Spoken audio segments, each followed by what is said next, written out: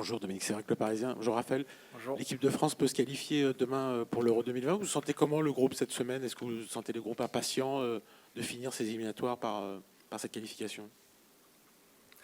Non, je sens le groupe serein, dans la bonne humeur cette semaine. Toujours content de retrouver Clairefontaine.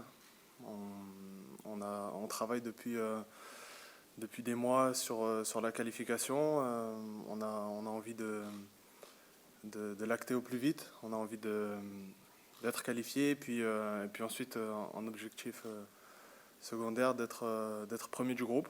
Donc on est motivé, on est serein et on a bien sûr envie de se qualifier au plus tôt. Bonjour Raphaël, Loïc Bonjour. Tanzier, RMC Sport. Depuis le début de la semaine, il y a une certaine prudence dans les discours du sélectionneur ou des joueurs sur cette qualification. Est-ce que ça veut dire qu'il y a encore la crainte de ne pas se qualifier? Je dirais pas que c'est une crainte, mais tant que c'est pas fait, voilà, on ne sait jamais ce qui peut se passer. Donc voilà, le coach a toujours été très prudent, a toujours été très pointilleux et à ne jamais vouloir laisser les choses au hasard. Donc voilà, tant que c'est pas fait, on va pas se relâcher voilà, le coach est toujours prêt à nous motiver et à faire en sorte qu'on reste bien concentré sur notre sujet, qu'il n'y a aucun moment du relâchement et je pense qu'il tire ça de son expérience et en tout cas il essaie de nous le transmettre. Nous, à aucun moment on veut se relâcher, on a toujours envie d'aller de l'avant et donc voilà, on a 2 matchs devant nous qui nous attendent et on a envie de faire du mieux possible. Bonsoir Raphaël.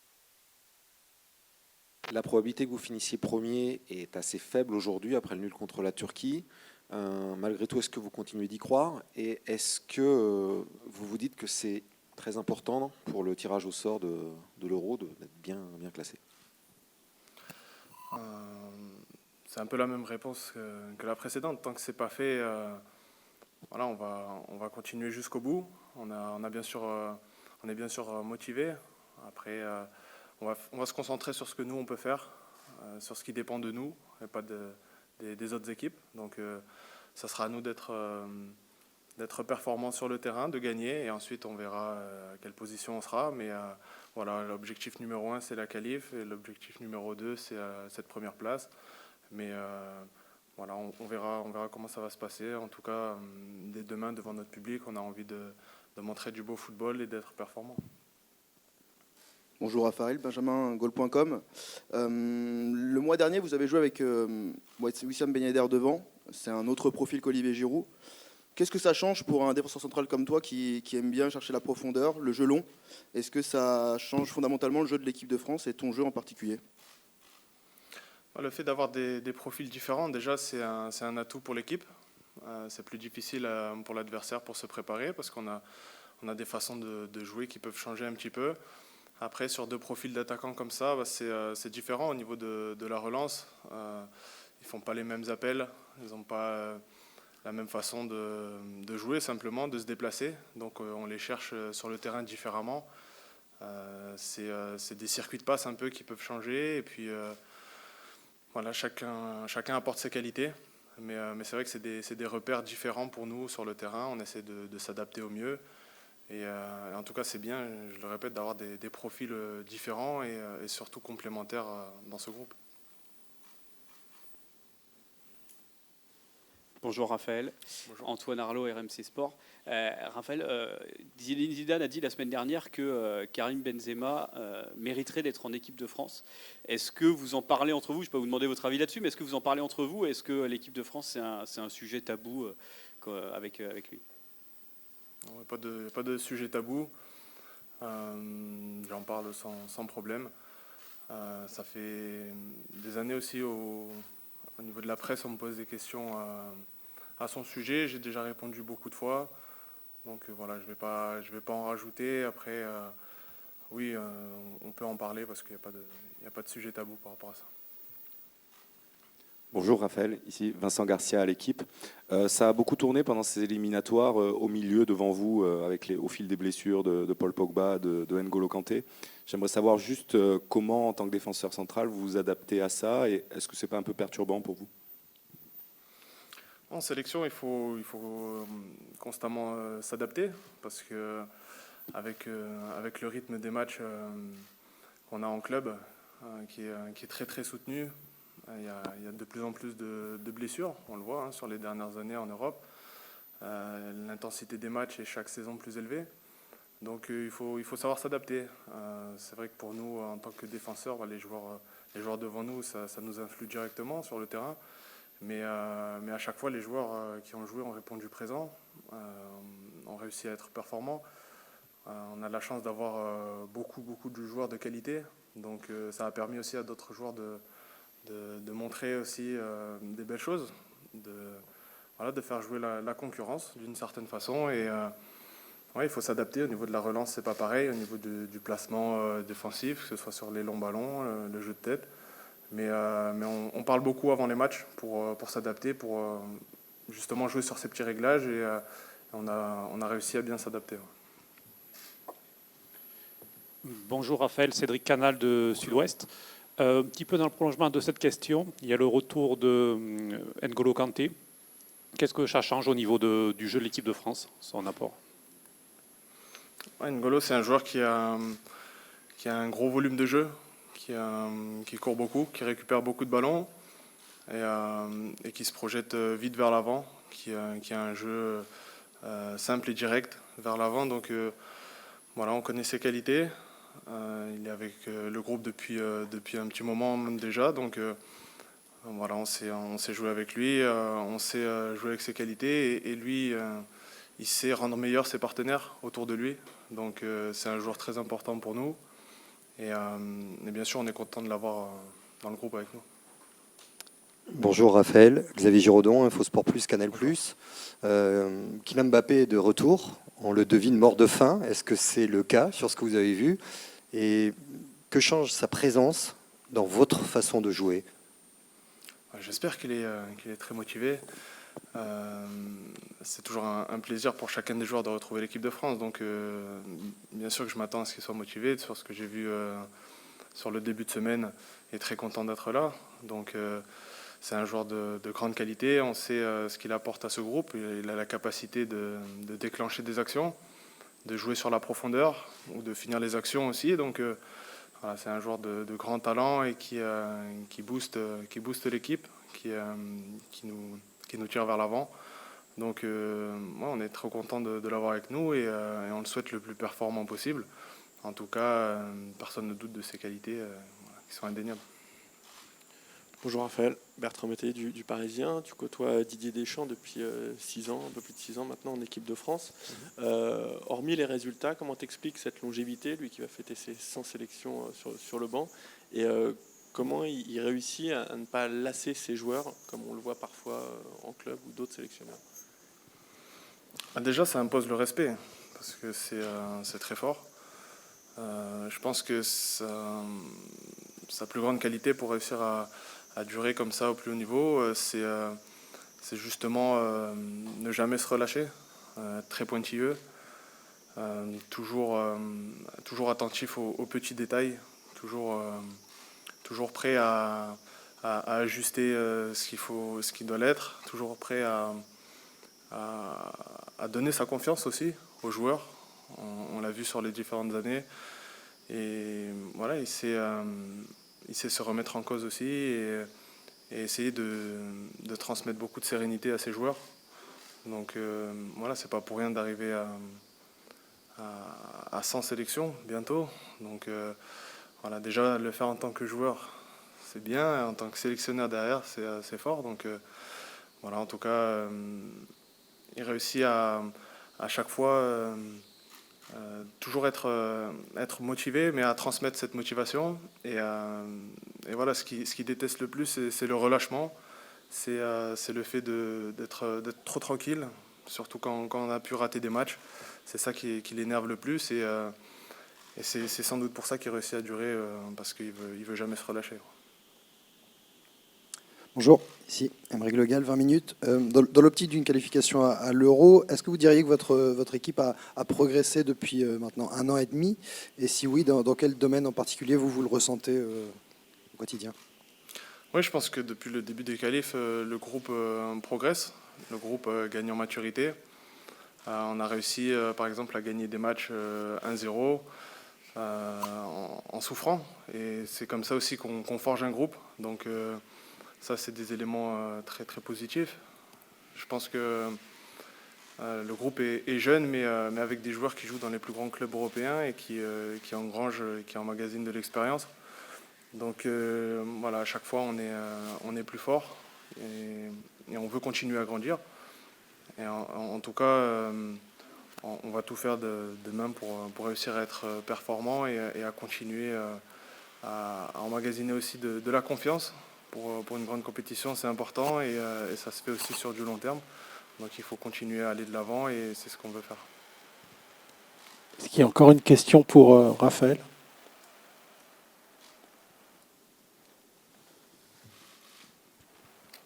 Oui, bonjour, Raphaël, Jérémy Talbot de l'AFP. Il y a une possibilité que la Turquie vous qualifie directement avant le coup d'envoi de France. Pour vous de ne pas aller chercher la qualif sur le terrain devant votre public, ou est-ce que vous préférez être qualifié de toute façon? Non, le plus important, c'est de se qualifier. Donc on a disputé des matchs pour ça, il nous en reste 2. On va tout faire pour gagner devant notre public et de donner un beau spectacle. On a des supporters qui nous poussent depuis des mois et gagner à la maison devant notre public, c'est important pour nous. Donc peu importe si on est qualifié avant le match ou pas, on a à cœur de faire une belle performance. Merci. On va enchaîner avec Didier Deschamps.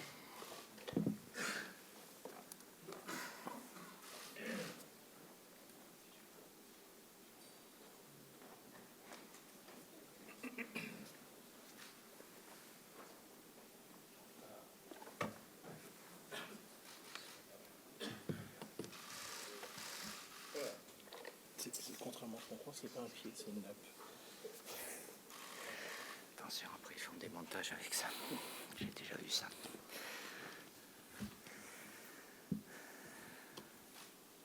Toujours aussi fort la lumière. Bonjour Didier. Bonjour. Le retour d'Mbappé dans le groupe, ça veut sans doute dire qu'il va démarrer demain. Oui, c'est fort probable. Tant mieux. Il n'a pas été là lors des 2 derniers rassemblements, comme d'autres joueurs importants, malheureusement. Donc, je préfère qu'il soit avec nous, comme ça sera le cas demain.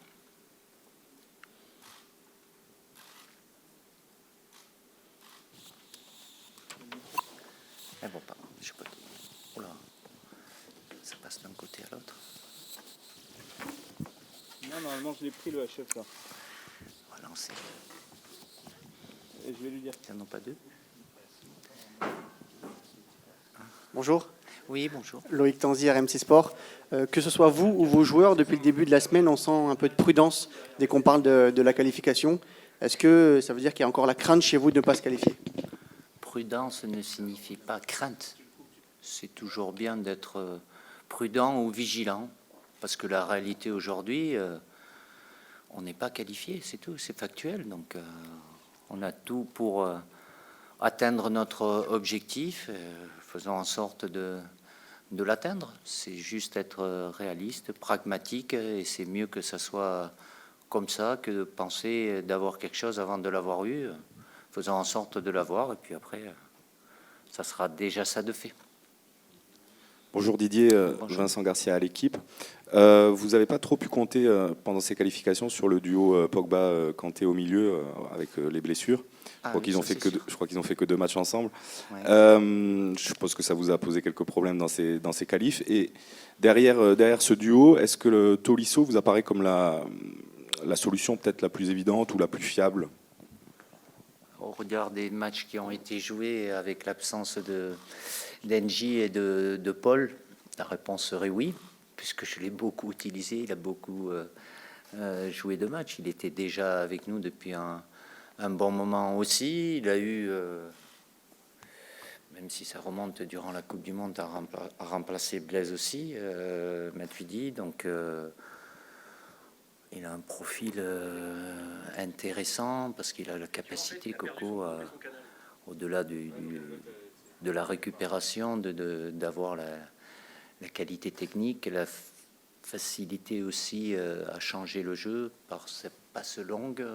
Voilà, donc il sait que j'ai confiance en lui, mais même si j'ai beaucoup confiance en lui, je préférerais avoir tout le monde. Mais là, c'est vrai que au milieu, on a souvent été touché. Bon, Paul est encore blessé, NJ revient là. Là, c'est Blaise Matuidi qui est pas là. Bon, après, il y a beaucoup de blessés dans les autres équipes nationales aussi, mais ça m'a pas posé de problème. Ça a permis à d'autres joueurs d'avoir du temps de jeu aussi. Et l'expérience me fait dire que par rapport aux 3 compétitions que l'on a pu jouer depuis 2014, on ne sait jamais ce qui peut se passer les semaines avant, les jours avant, d'avoir voilà, des plans B, C, D, différentes organisations, différentes associations. C'est plutôt une bonne chose. Bonjour Didier, Xavier Giraudon, Infosport Plus, Canal+. Prolongement sur les questions du milieu de terrain. Prolongeons. Le retour d'N'Golo Kanté, qu'est-ce que ça change dans votre façon de jouer? Qu'est-ce qu'il a de plus? Qu'est-ce qui fait de mieux que les autres? C'est NJ, voilà. Dans les équipes où il est, et l'équipe de France aussi, par rapport à ce qu'il amène en termes d'intensité, sa capacité à couper les trajectoires, à sentir le jeu de l'adversaire, même si dans son club il est utilisé plus haut, ce qui l'amène à aller dans la surface adverse plus souvent, voire à marquer des buts. Mais bon, dans son rôle, c'est un milieu de terrain, mais c'est un moteur qui entraîne l'équipe et qui fait bien la transition entre la phase défensive et la phase offensive. Et dans l'autre sens aussi, parce que c'est pas qu'un milieu défensif, il est capable de très bien ressortir le ballon aussi. Bonjour Didier, Alexandre Carré, oui. Sport.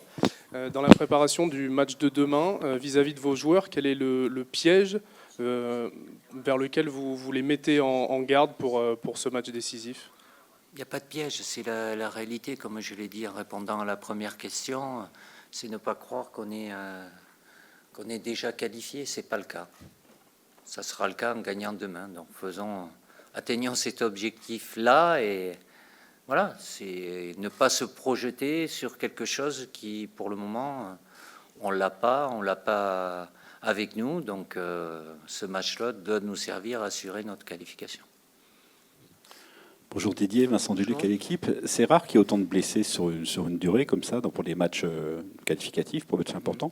Probablement. Est-ce que ça n'a pas un côté positif? Parce que souvent, le plan B n'a pas toujours été aussi séduisant que le plan A. Et par exemple, là, on voit que les remplaçants commencent à avoir un impact statistique. Est-ce que là-dessus, il n'y a pas des... C'est pas un mal pour un bien parfois? C'est souvent le cas dans toutes les situations. Dans le mal, il y a toujours du bien. Pour certains et du mal pour d'autres, mais... ça donne du temps de jeu, ça permet d'avoir une complémentarité aussi plus importante. Après, c'est des joueurs qui ont déjà joué. Coco Tolisso a déjà joué. Moussa Sissoko avait beaucoup joué, il est revenu aussi. Donc, c'est bien que je puisse compter aussi sur... il n'y a pas que 11 titulaires et des remplaçants sur une grande compétition. Quand on a une équipe qui marche, elle bouge très peu, mais dans les 2 ans qui précèdent les grandes compétitions, c'est pas faire des essais, mais pour voir un moment. Et en plus, quand ça ne nuit pas au rendement de l'équipe, tant mieux, parce que quand on fait des changements, oui, mais ils ne sont pas habitués, c'est vrai. Mais si on ne les fait pas, ils ne vont pas s'habituer non plus. Là, c'est les circonstances qui ont fait que, parce que bien évidemment, si j'avais eu sur tous les matchs Paul et Andy, ils en auraient joué beaucoup. Mais les autres joueurs, dont Coco, a su tirer bénéfice de ce temps de jeu. Oui, Didier, Jérémy Talbot de l'AFP, bonjour. Tanguy Ndombele a quasiment acté son forfait par voie de presse. Est-ce que c'est une maladresse de sa part, tout simplement? Non, il est sincère, il est honnête. Voilà. Il va mieux. Aujourd'hui, il ne participera pas encore à l'entraînement collectif. On attendait de voir un petit peu, mais c'était quand même prévisible qu'il vous ait donné une info qui est bonne. Je ne fais pas le gronder pour ça. Voilà, il n'y a pas de souci. Donc, mais si tout va bien comme je le souhaite, il sera disponible pour le deuxième match. Salut Didier. Bertrand Métayer du Parisien. Oui. On a l'impression que quand Antoine Griezmann vient en équipe de France, il est un peu comme dans une famille, un peu dans un cocon qui retrouve une sérénité. C'est une impression, oui. Ouais. Et non mais on le sent particulièrement bien dans ce groupe. C'est un des plus anciens, c'est un de vos cadres. Oui. Est-ce que tu ressens ça? Il n'est pas bien à Barcelone, non? Non, tu le vois pas aussi heureux? Je le vois pas. Ah ben voilà. Mais ils sont tous heureux en général de venir en équipe de France. Après, quand la situation, et ce n'est pas spécifiquement le cas d'Antoine, il pourrait être mieux, mais je suis désolé. Moi, je regarde tous ces matchs, c'est loin d'être catastrophique ou quoi que ce soit. Il y a à tenir compte aussi, comme je l'ai dit, voilà, c'est une équipe avec des joueurs qui aussi sont décisifs, qu'ils soient moins décisifs qui peut l'être avec nous. Après, c'est une question aussi de poste, d'utilisation. Voilà. Lorsqu'il était à l'Atlético de Madrid, il était dans sa meilleure position. Ça peut arriver qu'un club, lui aussi, là-bas, il a eu des moments un peu plus difficiles. Mais non, il est toujours très, très heureux de rejoindre le groupe. Il sait l'importance qu'il a, la confiance que j'ai en lui. Mais je dirais que c'est le cas de tous les joueurs que j'appelle. Parce que c'est un privilège et à chaque fois un bonheur de pouvoir revenir au château et pouvoir participer à ces matchs-là. Bonsoir Didier, Aymeric Le Gall de 20 minutes. Même question pour Raphaël Varane tout à l'heure. Dans l'optique d'une qualification à l'Euro, ce qui n'est pas encore acquis, diriez-vous que votre équipe a progressé sur l'année et demie qui vient de s'écouler depuis le sacre en Russie et si oui, dans quel domaine à vos yeux? Comment voulez-vous que je réponde à cette question en tenant compte des réponses que j'ai fait avant? C'était déjà un débat où certaines analyses qui étaient faites qu'on n'avait pas progressé entre l'Euro et avant d'aller à la Coupe du Monde, à travers nos matchs de qualification. C'était peut-être le cas ou peut-être pas. C'est quoi où on place le curseur pour savoir s'il y a progression ou pas? C'est à travers les grandes compétitions. Voilà, donc on sait ce qu'on a fait il y a un an. On est encore en phase par rapport à notre objectif. Il nous reste 2 matchs. Après, je vais peut-être exagérer, mais au-dessus d'un titre de champion du monde, s'il y a quelque chose, ce qui ne veut pas dire qu'on ne peut pas faire les choses mieux, ou, je vais répondre quand même en partie, malgré les absences de certains joueurs. Après, c'est une question de force dans les adversaires qu'on rencontre, mais c'est sur cette phase jusqu'à maintenant, éliminatoire, on a beaucoup mieux maîtrisé. On a eu beaucoup plus la possession qu'on avait avant. Elle est au-delà de 70%, même si des fois ça ne veut rien dire. Mais là, ça veut dire quelque chose parce qu'on a été capable de maîtriser, de créer du danger, d'avoir des occasions. Peut-être de ne pas avoir toujours l'efficacité, comme ça a été le cas le dernier match contre la Turquie. Mais on est vite rappelé à l'ordre. Si je vous dis aujourd'hui qu'on a eu moins de difficultés, je ne vais pas dire que ça a été plus facile, mais face à des blocs bas regroupés, on a été moins gêné, on a trouvé mieux des solutions. Oui, mais il y aura une autre réponse déjà demain, en espérant qu'elle soit dans ce sens-là aussi. Bonsoir Didier, Damien Legord, l'équipe. Est-ce que les 2 jours de rassemblement qu'il y a eu là ont été suffisants pour Benjamin Mendy pour rentrer dans la concurrence au poste de latéral gauche avec Lucas Digne pour retrouver un statut qui était le sien avant la Coupe du Monde? Ou est-ce qu'aujourd'hui Digne est encore devant? À partir du moment où je le prends, il est en concurrence. Ils sont 2 arrière gauche, donc si je choisis Benjamin avec Lucas, ils sont dans la concurrence. Après, j'ai un choix. Voilà, il y en a un des 2 qui commencera demain, mais c'est pas forcément définitif non plus. Avant, il y était moins puisqu'il n'était pas appelé depuis un bon moment pour différentes raisons, parce qu'il était souvent blessé. On a 2 matchs. Voilà, il est avec nous. Ça doit lui donner encore plus confiance pour retrouver son meilleur niveau. Il s'en rapproche, il n'y est pas encore, mais voilà, c'est pas... Oui, il y a la concurrence, bien évidemment, mais ça ne dépendra pas du fait que ce soit lui ou pas lui qui débute le match demain. Bonjour Didier, en haut à gauche. Ah, là. Oui, pardon. Guillaume Batin, Radio France, bonjour. Oui. J'ai 2 questions. La première sur cette nouvelle formule de l'Euro. Quels sont les avantages et les inconvénients que vous y voyez plutôt que de jouer dans un seul et même pays? Et la deuxième question sur ce grand nom du sport français qui nous a quittés, Raymond Poulidor. Est-ce que vous l'avez rencontré et quelles sont les valeurs qu'il avait sur le vélo, notamment la combativité? Est-ce que ça peut être une source d'inspiration pour l'équipe de France?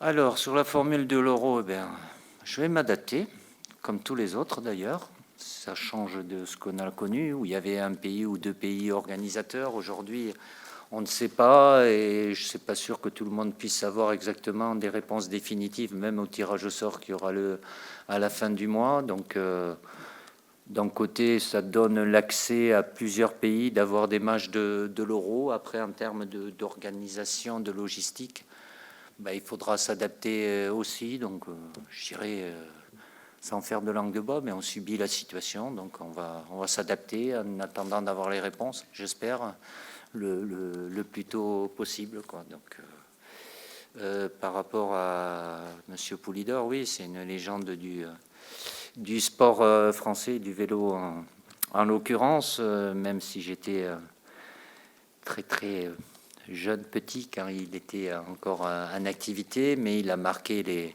les Français et les Françaises. Voilà, il a eu cette popularité, même s'il n'a pas gagné le Tour de France, il a été très très souvent sur le podium. Ça allait au-delà de ses résultats, c'est par rapport, oui, certainement les valeurs qu'il incarnait, son côté sympathique, et c'est un nom, oui, c'est une légende. Donc, est-ce que ça peut nous servir ou servir à l'équipe de France? De toute façon, dans n'importe quel sport, tous les grands champions qui ont réussi ont ces valeurs-là ou doivent les avoir. Donc, mais comme dans tous les sports, et tout dépend des générations, il y en a toujours un qui sort du lot pour différentes raisons, qui dégage beaucoup plus peut-être de charisme, de sympathie, et où il y a vraiment une ferveur populaire qui est derrière. Donc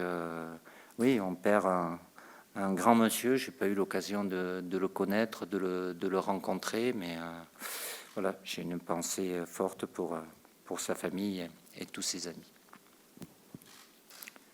Bonjour Didier, Antoine Maignan pour l'AFP. Oui. Il y a une chance que, avant même le coup d'envoi, vous puissiez être qualifié en fonction du match de la Turquie. Ma question, c'est comment vous allez suivre ce match? Est-ce que ça va influer directement sur la préparation? Est-ce que vous allez juste vous tenir au courant de loin? Je ne vais pas le suivre parce que je suis dans la préparation de notre match. Ça peut, il y a une possibilité, bien évidemment, mais ça ne changera pas pour autant ce qu'on doit faire après. À savoir battre et gagner contre la Moldavie. Donc on saura le résultat, oui, puisque le match sera fini, mais ça ne changera pas ce qu'on doit faire après, quoi qu'il arrive. Didier, bonsoir. Oui. Nicolas Paillard d'Infosport Plus. À quel type d'ambiance vous attendez demain au Stade de France? Il y a 70 000 billets qui ont été vendus. Est-ce que ça va être aussi incandescent que le France-Ukraine qui avait aussi... était qualificatif pour l'Euro?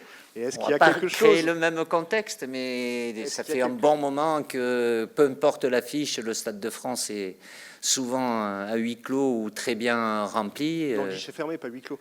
Oui, pardon. Huis clos, c'est non. Autant pour moi. C'est mieux que ce soit à guichet fermé. C'est qu'on aurait fait des bêtises. Il vaut mieux éviter. À guichet fermé, pardon.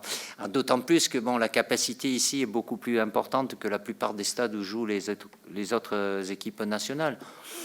Je l'ai déjà dit, mais je le répète, aujourd'hui, on n'a pas une ambiance de spectateurs, entre guillemets. Il y a vraiment des supporters. C'est le mérite de tout le monde, ce qui se passe sur le terrain. La fédération, les différents services, d'avoir fait en sorte de créer ce lien avec le club des supporters, la proximité que les supporters sentent par rapport aux joueurs aussi. Donc aujourd'hui, voilà, c'est notre stade, ça l'a toujours été, mais il y a vraiment une belle ambiance. Donc après, on va pas, ça sera difficile peut-être de comparer par rapport au match décisif qu'on avait contre l'Ukraine, mais ils seront là, nombreux, et à nous soutenir et pour partager encore des émotions avec nous. On va prendre les 3 dernières questions. Bonjour Didier, Arnaud Huchette pour Ouest France. Ça fait 4 ans que les attentats de Paris ont eu lieu. Est-ce que vous êtes encore marqué par cela et est-ce que vous y penserez demain au moment de pénétrer sur la pelouse du Stade de France? Surtout aujourd'hui, parce que c'est le 13 novembre. Évidemment, le temps passe, mais on ne peut pas oublier par rapport à ce qu'on a vécu, et puis parce que il y a énormément de personnes qui ont souffert, beaucoup qui ont perdu la vie. Donc oui, on reste marqué par ce qui s'est passé, même si les années passent, mais on ne peut pas oublier. Oui, Didier. Oui. Une question aussi sur Arsène Wenger qui vient d'être nommé à la FIFA dans un titre de directeur du football. Je savais pas, pardon. C'est arrivé il n'y a pas longtemps, là. Ça a été officiel il n'y a pas longtemps, pardon. Est-ce que c'est plutôt une bonne nouvelle pour le foot français, pour le foot en général, qu'une personnalité comme Arsène Wenger intègre une instance comme la FIFA? Ou est-ce que c'est dommage de ne plus le voir sur un banc, même si on peut penser que... Après, c'est un choix d'Arsène, qu'il y ait des Français qui soient dans les instances internationales, c'est plutôt une bonne chose. Après, je connaissais pas, je savais pas ce à quoi il aspirait, s'il avait encore envie d'être sur un banc de touche ou pas. Voilà, s'il a pris cette décision, de par son vécu, son expérience. C'est pas le fait qu'il soit français ou pas, ce sera qu'un plus de toute façon par rapport aux instances. Plus il y a des hommes de terrain qui sont dans ces instances-là pour prendre des décisions, je pense que c'est une très bonne chose. Bonsoir Didier, Cédric Canal de Sud-Ouest. Oui. La Moldavie vient de changer de sélectionneur. Tout à fait. À quel genre d'équipe et d'adversaire vous vous attendez demain? Si je le savais, je le saurais que demain. La seule chose que je peux vous dire, c'est que c'est vrai qu'ils ont changé de sélectionneur après le dernier rassemblement où ça s'est vraiment pas bien passé pour eux. Il y a eu quelques modifications puisqu'entre les 2 derniers rassemblements et celui-là, il y a 7 joueurs qui sont pas là. Il y en a beaucoup qui sont revenus, des anciens un petit peu comme Antonio Kosciuk, Damascan. Je pense que ça se rapprochera plus de l'équipe qu'on avait dû rencontrer là-bas. Après, savoir s'ils joueront dans quel système, sincèrement, je ne le sais pas. On verra ça demain, même si, voilà, de toute façon, il fera en sorte, peu importe l'opposition, le système, avec le dernier sélectionneur, ils étaient passés à 5 derrière sur le dernier match aussi. Donc, les joueurs, on les connaît, même s'il y a quelques jeunes qui sont venus depuis, mais... voilà, après, j'en saurai plus comme vous, que peut-être un peu avant vous, quand j'aurai la composition d'équipe, et encore, parce qu'elle peut être des fois disposée différemment. Merci. Merci.